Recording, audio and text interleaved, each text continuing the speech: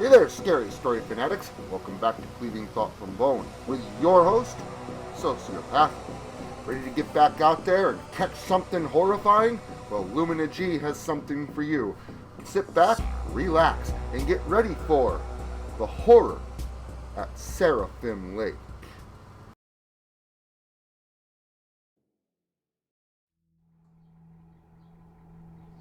The mist hung low over Lake Seraphim, clinging to the still, dark water like a shroud. Locals whispered tales of something ancient that dwelled in its depths, a creature of nightmare that occasionally claimed a life, then retreated into the murky abyss.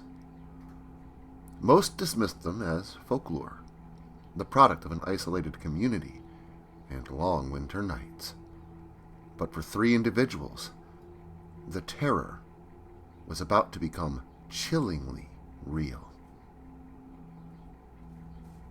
Ilara, a marine biologist driven by a thirst for the unknown, had arrived weeks ago, drawn by the lake's unusual ecosystem and the persistent rumors.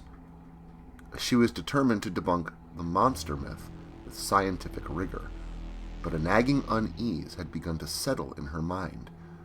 There were anomalies in her sonar readings, strange disturbances in the water that defied logical explanation. Sheriff Bronson, a man weathered by years of small-town life and the occasional mundane crime, found Ilara's presence a curious distraction. He'd grown up with the lake monster stories, but had never given them much credence. However, the recent disappearance of Old Man Hemlock, a recluse who lived on the lake's edge, had stirred a disquiet he couldn't ignore. Hemlock was a capable woodsman, not prone to accidents. Rounding out the trio was Finn, a local guide with eyes that held the deep, shadowed quality of the lake itself. He spoke of the creature in hushed tones, his voice laced with genuine fear that went beyond local superstition. He'd seen things on the water, he claimed, glimpses of a dark, sinuous form that defied earthly description. He tried to warn Hemlock to stay away from the deeper parts of the lake, a warning that now echoed with a grim significance.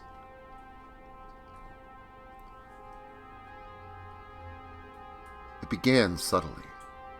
Ilara's sophisticated sonar equipment started registering increasingly large and erratic movements at extreme depths, movements that were too fluid and too fast to be any known aquatic life. Fishing lines left overnight by Bronson as a rudimentary monitoring system returned snapped clean, the ends frayed in a way that suggested immense, tearing force rather than a sharp cut. Finn, guiding Bronson and Ilara on his small motorboat, pointed out unnatural calm patches of water, areas where no wind seemed to ruffle the surface, as if something vast and still lay just beneath.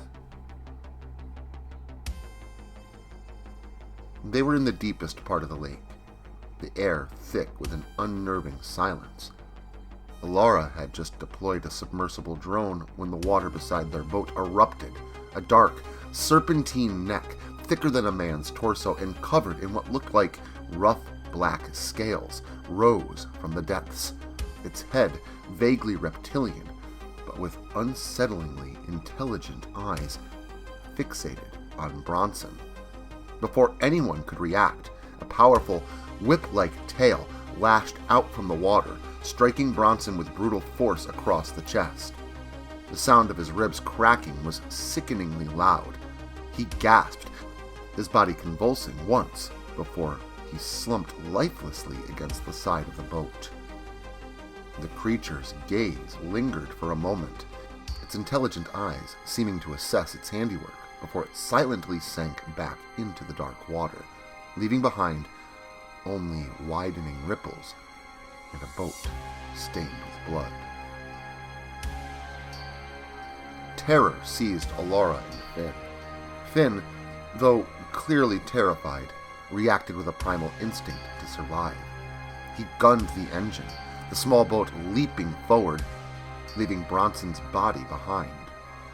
Alara, her scientific curiosity momentarily overwhelmed by sheer horror, could only stare at the churning water where the creature had disappeared. Back on shore, the reality of Bronson's death sent a wave of panic through the small community. The whispers of the lake monster turned into terrified shouts. Alara, despite her shock and grief, felt a grim confirmation of her sonar readings and Finn's fearful tales. This was no myth. It was a predator of immense power and unknown origin. Their investigation took a darker turn. Finn, driven by a mixture of fear and a sense of responsibility for Bronson, who had been a friend, led Alara to Hemlock's abandoned cabin on the far side of the lake. Inside, they found signs of a struggle, overturned furniture, and strange deep gouges in the wooden floor that could not have been made by any known animal. Hemlock's fishing log contained increasingly frantic entries in the weeks leading up to his disappearance, filled with descriptions of unnatural sounds on the water and glimpses of something large and dark. The final entry simply read, "It's watching." As Alara and Finn were examining the gouges in Hemlock's floor, a second section of the cabin wall exploded inward. The creature, or at least a significant portion of it, had breached the flimsy structure. Its dark, scaled body filled the opening, its eyes fixated on Finn. Finn quickly reacted, grabbing a nearby axe, but the creature was faster. A massive tentacle tipped with razor-sharp, chitinous barbs shot out and wrapped around Finn's torso, crushing him instantly. The sound of his spine snapping was sickeningly distinct. Alara could only watch in horror as Finn's lifeless body was dragged out through the hole in the wall and towards the lake, the creature's powerful form disappearing into the mist-shrouded water once more. Now alone, and facing a creature that defied her scientific understanding, Alara's initial curiosity had been replaced by a desperate fight for survival. She understood now that the lake monster was not just a large animal. It possessed a cunning intelligence and a terrifying predatory efficiency. Driven by a need to understand and perhaps find a way to stop the creature, Alara returned to her research equipment. Analyzing her sonar data, she found a reoccurring pattern in the creature's movements, a consistent path it seemed to follow deep beneath the surface. There was also a peculiar energy signature associated with these movements, something that her equipment could not quite identify. Following this pattern, Alara, armed with a high-powered tranquilizer rifle salvaged from Bronson's patrol car, ventured out onto the lake again in Finn's boat. The mist was thicker than ever, reducing visibility to near zero. The silence was oppressive, broken only by the rhythmic thrum of the boat's engine. As she reached the center of the lake, the water beneath her began to churn. The dark, scaled neck rose again, its intelligent eyes locking onto hers. This time, however, there was something different about its gaze. A flicker of something that Alara couldn't quite decipher. She raised the tranquilizer rifle, her hands shaking, and fired. The dart hit the creature's neck and it recoiled with a hiss, sinking back into the water. Alara waited, heart pounding, hoping the tranquilizer would take effect. And then, the water began to glow with an eerie, bioluminescent light. A shape began to rise from the depths, but it wasn't the creature she had seen before. This form was larger, more complex, with multiple glowing appendages and a central, pulsating core of light. The serpentine neck and head she had encountered were merely part of this much larger organism, a kind of appendage or hunting limb. And then she understood the strange energy signature her equipment had detected. It wasn't biological. It was technological. As the massive, glowing form fully surfaced, Alara saw the truth. The lake monster wasn't a creature at all. It was a highly advanced biomechanical drone, its organic components seamlessly integrated with sophisticated technology.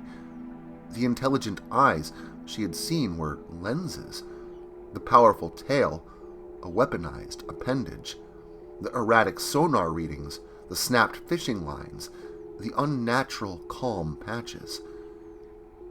They all made terrifying sense now. The drone emitted a series of high-pitched clicks and whirs, and Alara realized with dawning horror that it wasn't acting on instinct. It was communicating. And then, a synthesized voice, cold and devoid of emotion, echoed across the still water. "Intruder detected. Threat level eliminate." The serpentine appendage lunged towards Alara, its movement swift and lethal. The tranquilizer had done nothing. The myth of the lake monster was terrifying enough, but the reality, an advanced, artificial predator lurking in the depths, was a nightmare beyond comprehension. Alara knew, in her final moments, that the lake held a secret far more profound and far more dangerous than anyone could have ever imagined. The deaths of Bronson and Finn were not the work of a mythical beast, but a calculated termination by an intelligence far beyond their understanding, and now she was about to become its next victim.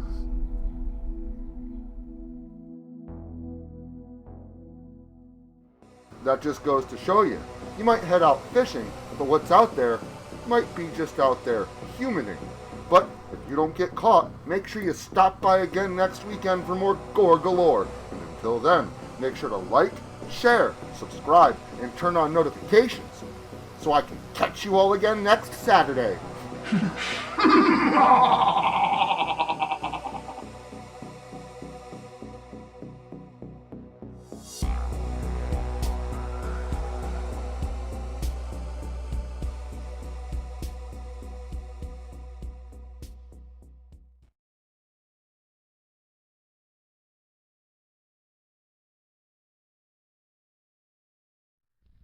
Social media can be very unpredictable, especially regarding horror content. If this content gets removed, all new content will be simultaneously presented on various websites provided in the description to this video. Make sure to follow me in other digital spaces so that you never miss out on the terror. Also, if you like this video, make sure to leave a comment and hit the like button. It helps the channel a lot. If you're new to the channel and you enjoy what's here, consider hitting that subscribe button and the notification bell so that you never miss an upload. Writing is a dream of mine, and it's all of you that make that dream come true.